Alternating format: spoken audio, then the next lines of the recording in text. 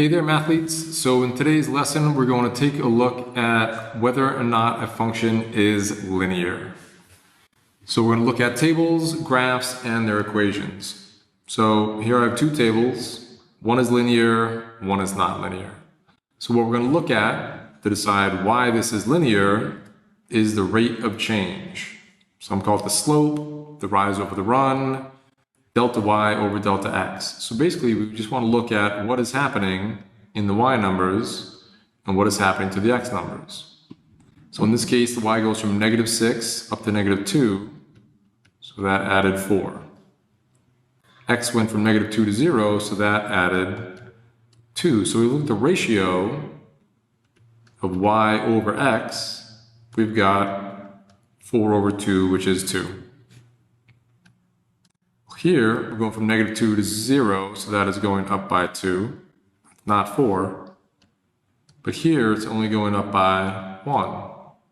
So again, we'll check our ratio, the y number on top, x number on the bottom, 2 divided by 1 is still 2. So we still have the same rate of change. We'll just check the last one. Here, we're going up by 4 again. And here, we are increasing by 2. So we know that 4 divided by 2 is 2. So the rate of change is 2.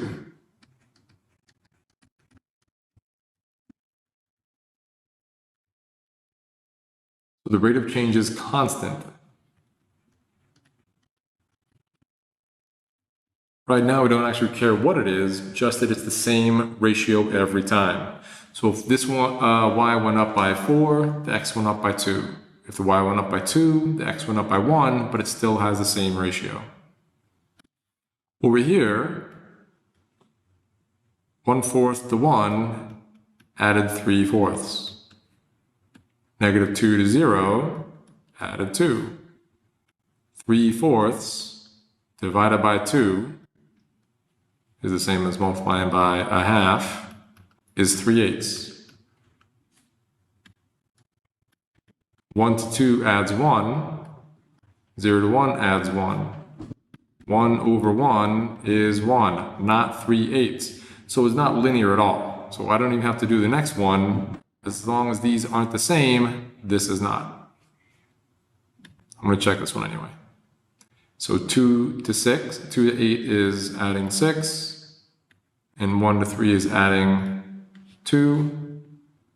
6 over 2 is 3. So 3 different rates of change. So the rate of change is not constant.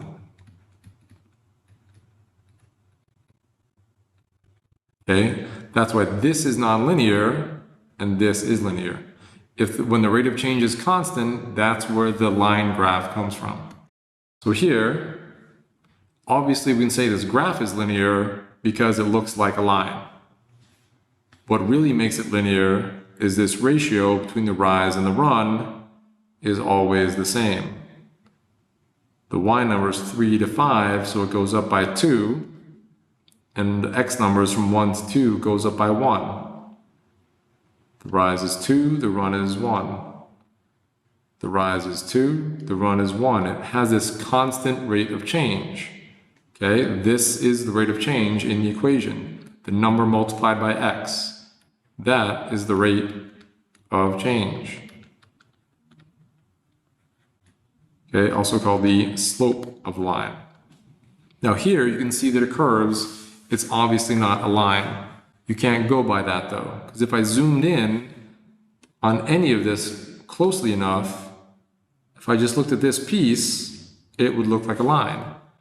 If I just looked at this piece here, it would look like a line.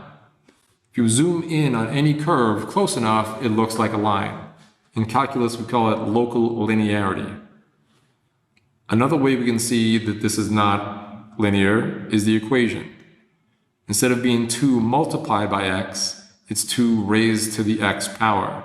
That tells us that this is exponential, not linear. So as x goes up, the rate of change goes up.